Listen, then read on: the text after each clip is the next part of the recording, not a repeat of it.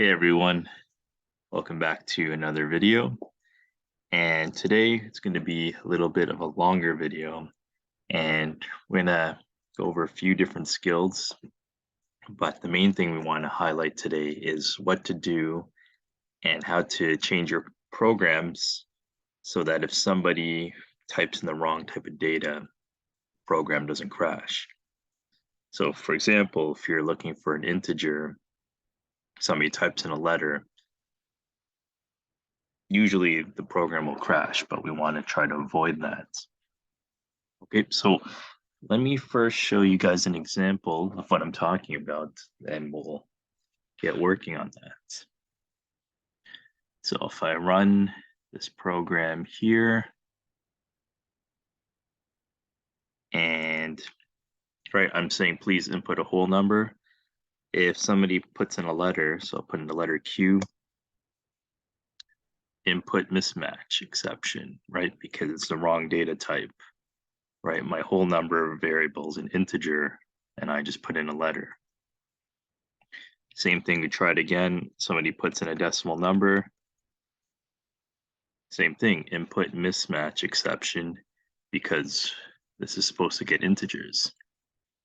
So question is, what can we do to change this?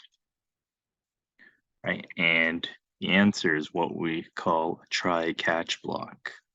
So I'll put a comment in, try catch, and basically structure will look like this. So I'll put a try, word try, some curly brackets around please input and our variable here. And then underneath, so this part's important not to leave out, you put catch, keyword catch, and in these brackets type in exception E, open, close curly brackets. All right, so that's set there. This exception, so if you saw below, it was an input mismatch exception. For now, we're just going to type in exception, and what that does is just a general catch. So it finds input mismatches, it could find math errors, right? If you really wanted to, and if we build on this, you can catch specifically for the different types of errors, but for now, we'll keep it simple. So exception, and E is just the name of the exception. So we could call that anything, but usually to keep things simple, we'll call that E. All right, so that's set up, no errors. One thing we do need to know on this part, it's very important. So up here in line 8, I already have the scanner created, but it's very important for us. I'll show you what happens. So please input. Actually, won't see it here, but put in W, right, that worked there. Problem is, if we put in a while loop, so I'm going to put in a while loop to repeat this. And to start that off, we'll get our Boolean variable, Boolean valid input equals false. So you might recall this with the calculator. So that's set, and then now we're going to get a while loop to repeat. So while valid input equals false. So remember, when we're assigning a variable, that's one equal sign, right? We're creating valid input and giving it the value of false. But when you're doing a relation operator, you're going to put two equal signs.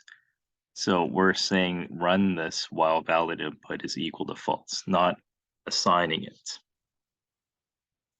Right, another example, so if we wanted to say not equal to false, we would put this exclamation mark.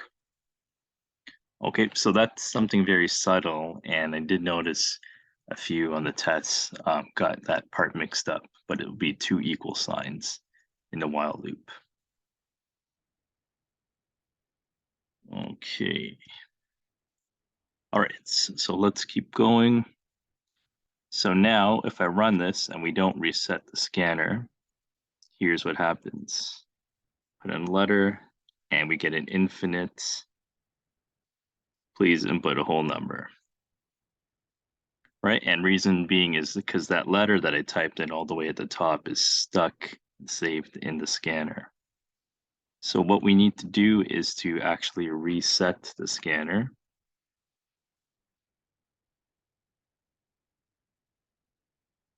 And we can do that just by copying input equals new scanner system.in. Right, we don't need to put that scanner part again. We could, but we don't have to. All right, good. So now when we run this, put in a letter, now we don't get the infinite loop. Perfect. Okay, so now just some other things. So if we wanted to break out of this while loop now, say we did get that a valid number, then we can put in valid equals true.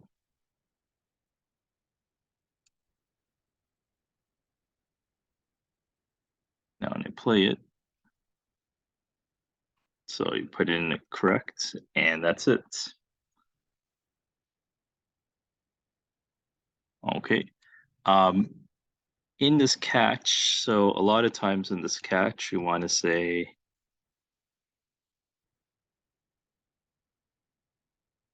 invalid inputs. And it's not necessary because by default, valid input is already set to false.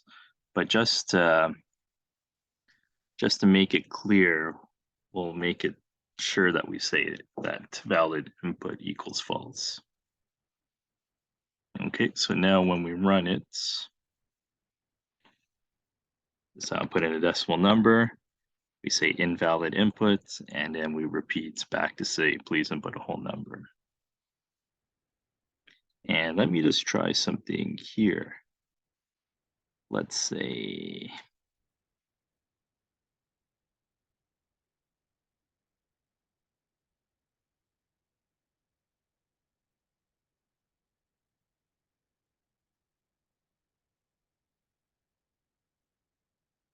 trying something on the video. Let's see if that works. Okay, good. So if you noticed here, right under valid input equals true, I put in good inputs, but we never actually got to it. And the reason is, as soon as the program recognized that we put in an invalid input, it actually jumped below to the catch block, said invalid input. And then that triggered valid input equals false, and that triggered the while loop to repeat. All right, so in class, let me know if you guys have any questions. Try the code out yourself. Say copy it in, try it out. And this is good because we're taking all of these now and we're building up and going to make a rock, paper, scissors game and other sorts of games. All right, thanks guys.